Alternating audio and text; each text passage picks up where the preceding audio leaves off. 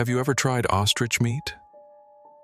In 2011, in a small, isolated village in China's Yunnan province, this very dish suddenly became a sensation, a local specialty that people couldn't get enough of.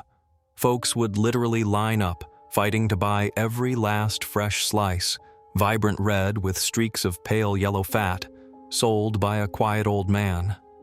They raved about its unique flavor, saying it was unlike any other meat they had ever tasted.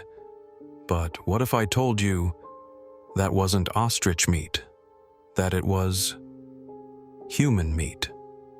The case we're diving into today is known as the Yunnan ostrich meat case, one of the most horrific serial killer stories in modern Chinese history.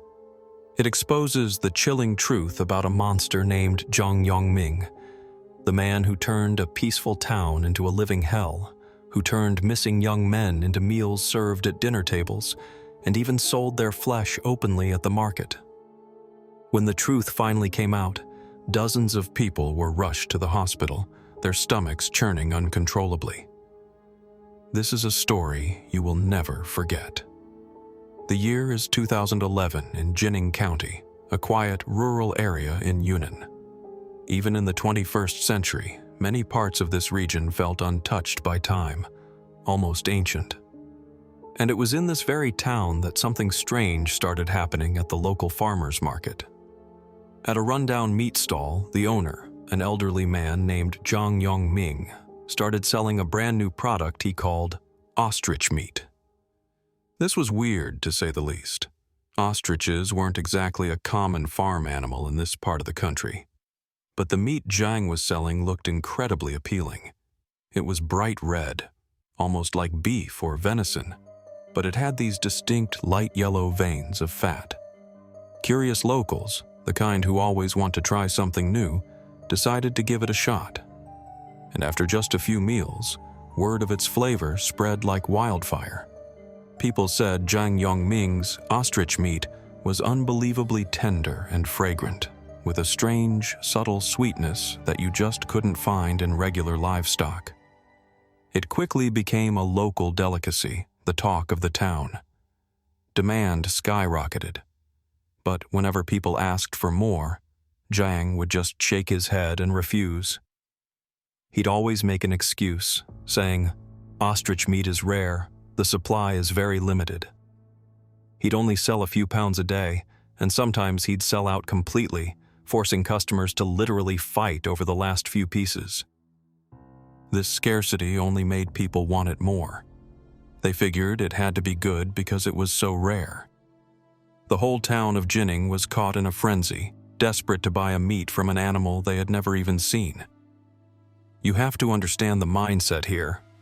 In a rural town with little contact with the outside world, the appearance of a new, exotic food like ostrich meat triggered a powerful sense of curiosity and a desire to keep up with the Joneses.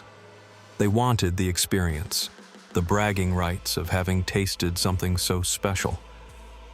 And Huang Yongliang played on that psychology perfectly. When he was selling his so-called ostrich meat, he wasn't just making money.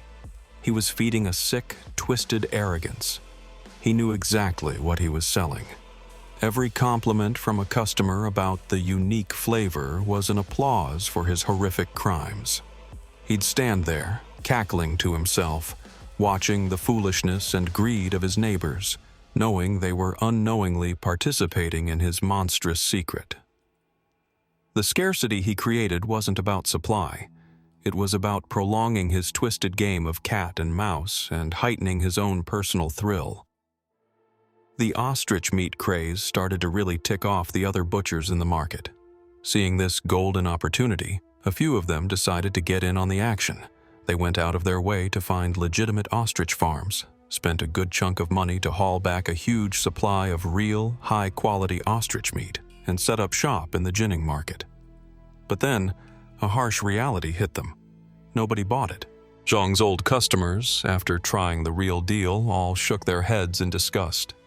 "This stuff is tough and dry," they'd complain. "I can barely chew it. It's nothing like Old Man Zhang's. This must be fake or maybe just old beef." The other butchers were stunned. They had watched the ostriches being processed with their own eyes. The meat they were selling was 100% genuine. So what on earth was the incredibly tender, melt-in-your-mouth meat that Zhang Yongming was selling? Suspicion began to bubble. Was Zhang selling some kind of illegal meat? Maybe from a rare, poached animal? 3 of the butchers decided they had to find out. They put together a plan. They bought some gifts and went to Zhang Yongming's house, pretending they just wanted to visit and learn his business secrets to find his mysterious supplier. Zhang's house was hidden away, down a remote, rocky dirt road. The moment the 3 men stepped into his yard, they felt a strange chill in the air. It was accompanied by a bizarre, foul smell, a mix of something tangy, metallic, and sickeningly sweet. It wasn't the smell of fresh meat, but it wasn't the smell of rotten meat either. It was a disturbing blend of blood and some kind of pungent spice. They saw a smokehouse in the yard with a fire going. Stepping further inside, the first thing that caught their eye was the sausage. Dozens and dozens of long, dark brown sausages hanging from the rafters. It was a massive amount, enough to feed one person for an entire year. Zhang acted friendly enough and invited them to stay for dinner, but the butchers politely declined. They tried to ask about his ostrich meat supplier, but Zhang just laughed it off, saying it was a family secret and that only his close connections knew where to get it. While they were talking, one of the butchers happened to glance into a corner of the room where a large clay pot sat next to a wine vessel. The lid wasn't on tight, it was slightly ajar. The man felt a shiver run down his spine. Inside the pot was a murky yellow liquid, and floating dimly inside were round, white objects. Zhang was intentionally letting the smell and the creepy jar sow fear and doubt. Then he explained it away with the most innocent-sounding words. Ostrich eyeballs. He was testing them, seeing if they were sharp enough to see the truth. Inviting them to dinner was his own dark, twisted joke.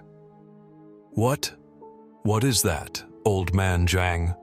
One of them asked, his voice trembling slightly. Zhang replied casually, without a hint of emotion. Oh, that? That's my special medicinal wine. I soak ostrich eyeballs in it. It's great for your eyesight. The butchers looked at each other. Ostrich eyeballs?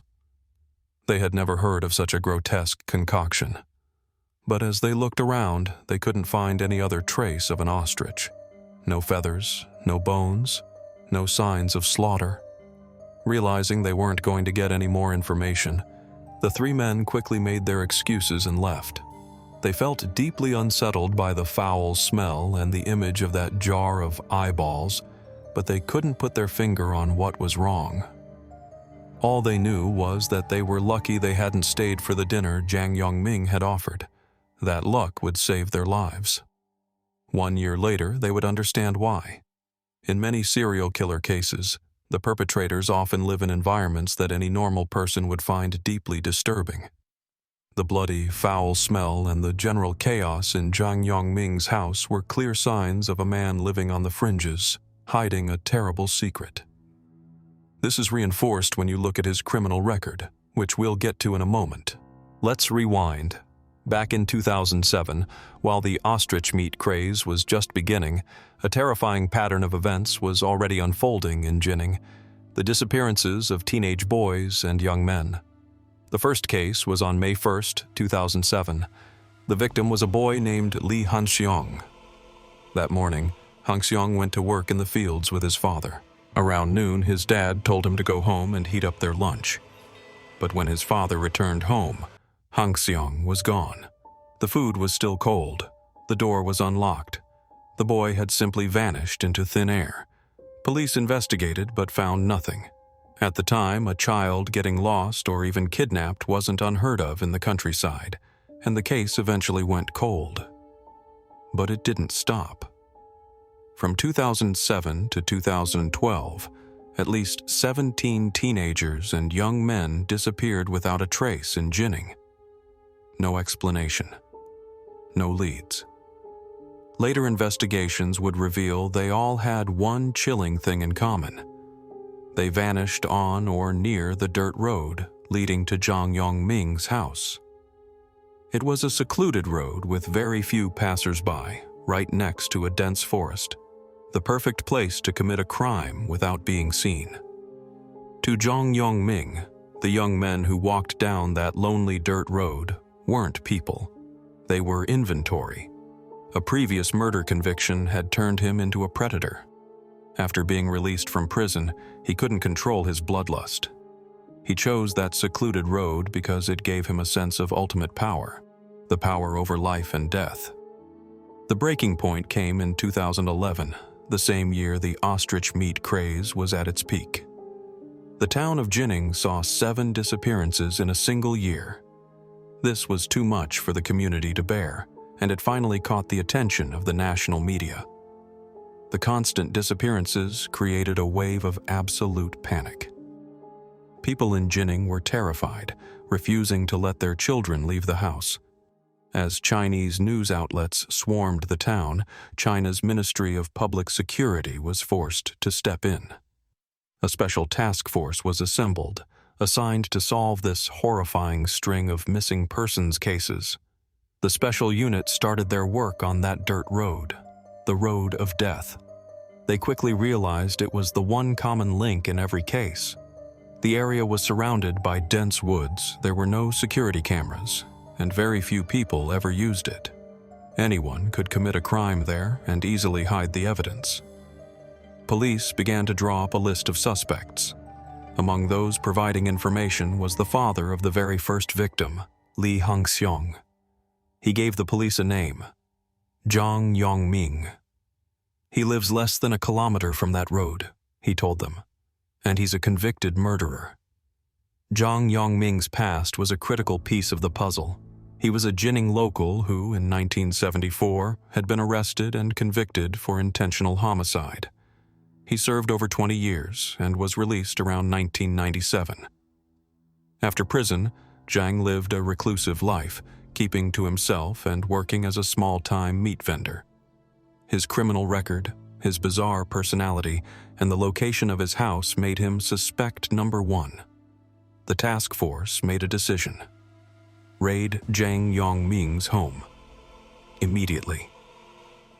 Police surrounded the old, isolated house.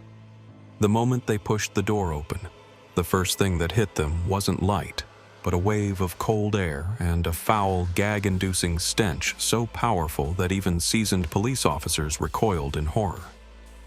That smell. It wasn't like anything they had ever encountered. It was a mix of blood, spices, and some kind of vile waste. His time in prison hadn't changed him. Huang Yongliang had returned to his old ways, but this time, his crimes had reached a level of depravity beyond imagination. What the police would find inside that tiny 20-square-meter house would not only make them vomit on the spot, but would send a shockwave of horror across the entire nation.